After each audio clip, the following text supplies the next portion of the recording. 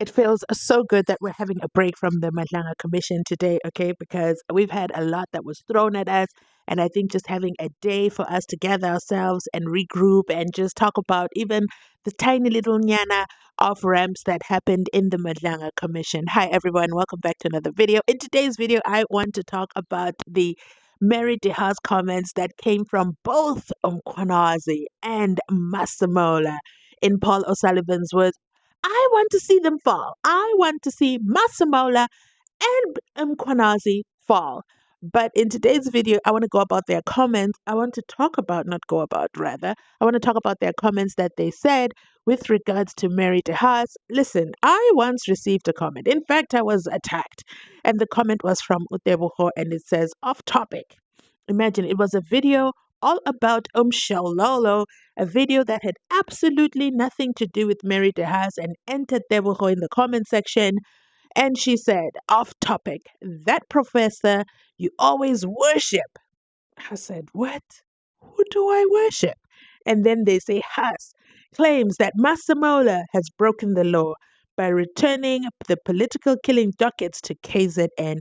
I haven't seen you tweeting, criticizing her since you blocked me. Can I ask you here to comment on Haas's STUPID suggestions? And then they called me Patricia. It was quite incredible. Don't believe me? Just check the screen. The comment is right there. And I asked myself, are they lost? And I said, listen, I don't know who you are. I don't even talk about Mary Haas. I think I've only ever done one video about her, about Warrant Officer Makubo. That was it, in and out. Okay. I'm very selective with the content that I do. So at the time, it wasn't relevant. Or everything else that she would do, you just watch and move on. Like it's no way I could build a story from it. Okay, a story that would resonate with my audience. Well, guess what? Now that she's been mentioned by Mkhwanazi and Masemola, I am jumping into the deep end. Let's start with what Mkhwanazi said last week. Here goes. Professor I've never met in my whole life, Professor Mary Haas. This is in academia, a violence crime monitor, analyst in KZN. I expect the learned friends and people that are academians to do research. You do not write something that you did not research. But from what I see, what Mary Haas publishes most of the time, it's a one-sided story. You hear from a person who tells you the story, you don't investigate, you publish it. I'm going to cite an example, commissioners, as I'm closing on this. The famous case of the murder of a politician at Mzimkhulu in KZN, Sindiso Makata. General Khumalo at the time was a brigadier. I said when I presented here, General Khumalo used to work under Operational Response Division, coordinating operations. He only arrived at crime intelligence most recently, 2023, if I'm not mistaken. 2022, I think, end of 2022, 23. When these arrests happened back then, he was not anywhere close to crime intelligence. He was a brigadier. He's the one that was leading the team that cracked that investigation of Sindiso Makata. He's the one that found that the firearm that was used in the murder of Sindiso Makata and the vehicle that was used in the murder of Sindiso Makata are the resources that came from crime intelligence. It's General Khumalo that found that. And it's him that caused about at least 30 police officers to be arrested. They were part of this criminality that are happening in KZN involving the mayor of politicians and others. But when the professor receives something from Mr. Adams, that Mr. Adams flew from Cape Town to Durban in prison to go and collect it from an arrested person, and the arrested person makes a story that crime intelligence was behind this, therefore it's Khumalo. And they take that, they run with it. They have no clue. The person they're accusing is the same person that made this arrest. But you're accusing that person. Now, you'll expect that maybe from Mr. Adams and others, but you don't expect that from a professor. Professor should have said, yes, you're receiving this, let me go and check and verify. Where was Khumalo on this day? When did he start at crime intelligence? What was his role? Who was part of crime intelligence when this thing came? You would have picked up that. So I don't know if she's in South Africa or she's not, but I'll be happy if the commission can invite Meriti Haas to come here. And many others. There are many other people that have got opinions that are making allegations against me in public. I invite them to come here, commissioners, and sit in this chair and present and give me an opportunity to come back and respond to allegations. Uh-oh. Listen, General Mkhwanazi dropped the dagger, okay? He drew the line in the sand. I imagine it's the Durban sand. And he said, over here, okay, in the tiny little corner of Durban, because Meriti Haas is also a professor in KZN. Maybe she is or isn't inside the country. General doesn't know, but he has drawn the line, okay? He says, listen, okay? I expect that kind of behavior of just running with information from Adams. Why is Adams being thrown under the bus? But I don't expect that from the professor, says General Mkhwanazi. Okay? And he says, you know what? Come here, come to the commission. I ask you, commissioners, invite her. Invite her. Ask her to take a seat right here. Let her present what she's got to say, okay? Face the music. And then, once she's done, give me an opportunity to come back and respond. Let me tell you something. That's a man who knows his story, okay? He knows his story. And he's basically saying, why, as an academia, you just take what you hear, you run with it, you're not doing any investigations. You should do better. You should do better because guess what? And one thing about Mkhwanazi is very, very different from the general, okay, the other general, Shadrach Sivia. He does not run to respond. This is, I think, in my opinion, from where I'm sitting, where I've seen him actually respond to the allegations. And he says, listen, Commission, I'll give you a good example of things that Mary Haas has done. There is the General Dumisani Kumalo, who is part of the Untouchables, the ones who are in crime intelligence, who are in court for hiring, bing, bing, bing, bing, the BMW employee who is now a brigadier. She went from BMW straight up. She skipped constable, major, she skipped everything, okay? Constable, and she went in there, brigadier, okay? No clue, never worn a uniform before, but she's been high ranked to brigadier. They are in court for that, so I'm following that story. So make sure you're following me on Mkhwanazi Unfiltered, because that's where I post about them. But Mkhwanazi says, you know what? At the time of the arrest for the unaliving of Usindiso Makata, what? General Komalo was a brigadier back then. And he was not even in crime intelligence. He was in operational response. He is the one who actually cracked the case and did the arrest. But Mary DeHaas doesn't know this. Instead, she's saying crime intelligence, crime intelligence, crime intelligence, dun dun. And I imagine Masemola and the general and Mkhwanazi all just sitting in a little corner with Shadrach on the other side, because Shadrach doesn't hang out with these guys, and they're just laughing away as they see all these allegations. And the General Kumal is like, "What do you mean? I'm the one who did the arrest." Ooh, yeah, that's very interesting. But he doesn't just throw Mr. Adams once, he threw him under the bus twice. He then says he flew all the way from Cape Town to Durban. Then he goes to the prison and collects whatever he collects from a prisoner. A prisoner! And then they run with the story, and I'm like, oops.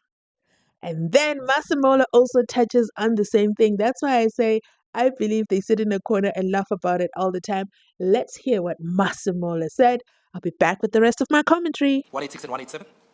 Yeah, since the establishment of the PKTT, a professor or associate professor, Meriti Haas, lodged numerous complaints against the PKTT, ranging from irregular formation and conduct, malicious arrest and corruption, the use of torture, abuse of to persecute individual, political interference and cover-ups, questionable leadership, effectiveness and wasteful spending, and disappearance of case files. As far as I'm aware, there is no substance to those complaints. Additionally, these complaints were made to the IPID, I'm aware, they were made to Parliament.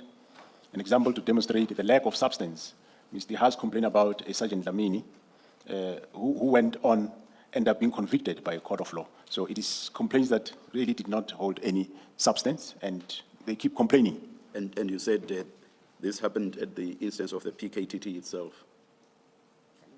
That is, I'm saying the prosecution of Sergeant Dlamini happened at the instance of the PKTT. That's how I understood your evidence earlier. Or am I mistaken? No, not correct, Commissioner. The complaints about Sergeant Dlamini happened halfway midlife of the PKTT. But Ms. Meriti has complained about... Yeah, but what I'm saying is, who initiated that? Was it not the PKTT itself that initiated the criminal process against Sergeant Dlamini? That's what I'm asking. Yeah, at the time it happened. It was the PKTT themselves, Commissioner. Yes, because you had indicated that he was one of the team members, and it was his fellow team members that actually were able to detect acts of criminality which have led to a conviction in a court of law. Yeah, that is correct, Commissioners. And of course, I'm sure IPID can talk better on the complaints by Ms. Meriti Haas. She complained all the time.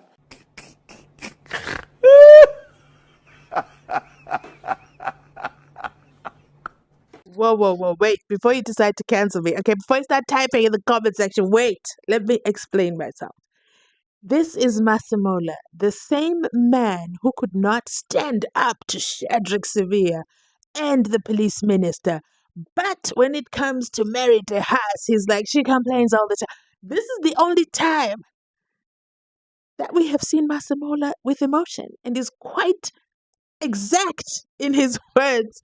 So that, ladies and gentlemen, is what I am laughing at. This whole time I thought, okay, he's just a monotone guy. He does a da-da-da, doesn't inflect him. No, he does. And then you ask yourself, so why did you not take action against Shadrach Sevilla earlier? From that time, what was the date? The 14th, the 15th, the 17th, the 2nd of February, the something of April. All those dates, he kept going and going and going, and you did absolutely nothing to him.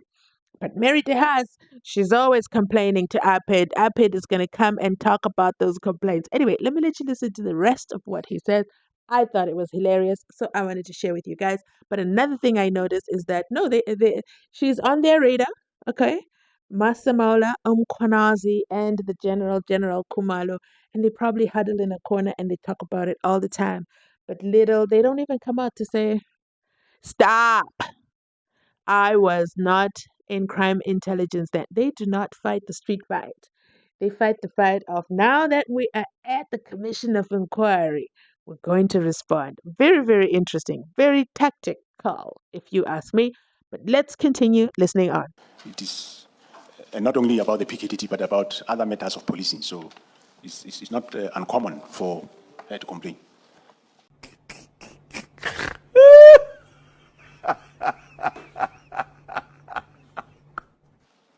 If I can then ask you to turn to page 62, under your conclusion. Mr. Mdau, perhaps let me ask my question at this point, and it's become two questions now, or two topics. And maybe let's start with these complaints against the PKTT.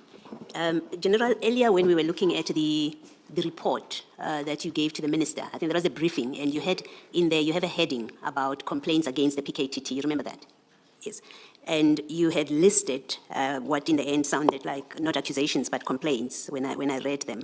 Now, when I consider that, and I look at your paragraph 186, on paragraph 186, it sounds like the what you call complaints by Ms. de Haas, and I don't know if she's the only one, they seem to be serious. There's one of them is irregular formation and conduct of the PKTT, malicious arrests, corruption, use of torture, abuse to persecute individuals, political interference and cover-ups, questionable leadership, ineffectiveness and wasteful spending, and disappearance of case files. Now, all of those topics, on the face of it, are serious topics or complaints to raise or accusations to make.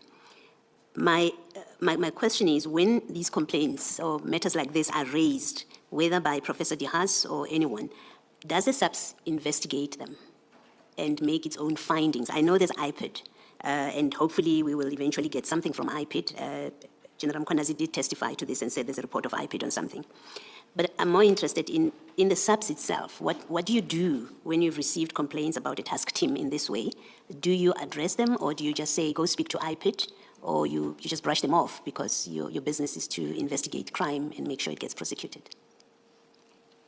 When we receive complaints, if they, when you receive the complaint, if they looks like that there is a substance, we do investigate. The immediate commander is then responsible to initiate investigation in terms of the disciplinary regulations of the subs. And some of this will be given to the division called National Inspectorate.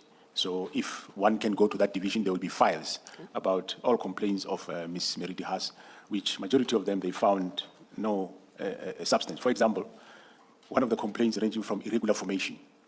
Me and you, we know this PKTT was not irregularly formed. I mean, there were ministers, there were DGs and commissioners that engaged in the formation to end up coming with a mandate. So the first one already, you know that is neither here nor there. So, but we do have inspectorate division that have got files and files around the investigations. Well, I wouldn't say all. Well, some where they found something tangible, then they would inform the commander that here there is substance, take disciplinary steps, and that will normally happen. And so this is why I appreciate that there is a balance in terms of a female commissioner is also included. And she's like, nah, Masemola, you're not going to dismiss Mary Haas and paint it to the commission as if she's running rogue with her complaints. Those complaints seem to be quite valid. Those are very, very serious complaints. When you receive them, do you just dismiss them, park them in a corner, or do you actually handle them? So she forces the hand of Masemola to come back from the little jabs that he was throwing. And again, that's what happens when you throw in emotions. It takes away from the message you really want to point out. Had he not said things like, well, she's always complaining, but stuck with the actual facts, when she complains, this is what we find. There's the same sentence, but huge difference, okay? The other one seems judgmental, whereas the other one feels factual. So, well, he's now forced to answer, and that's when he had to explain the process, and we find out that there's all these files of all the complaints that she's done, and he gives an example of where even though we filed the complaints, they are baseless. According to Masemola, okay? I'm going to end this video here. Let me know your thoughts in the comment section down below. I know a couple of you from Facebook were like, we're waiting. Drop that video. We want to hear what you have to say. So I now want to hear what you have to say with this regard. Masemola Mkhwanazi versus, I would say, Professor Mary Haas. Let me know in the comment section down below. Thanks for watching. Remember to like, to comment, and subscribe. I'll catch you on my next upload. Bye.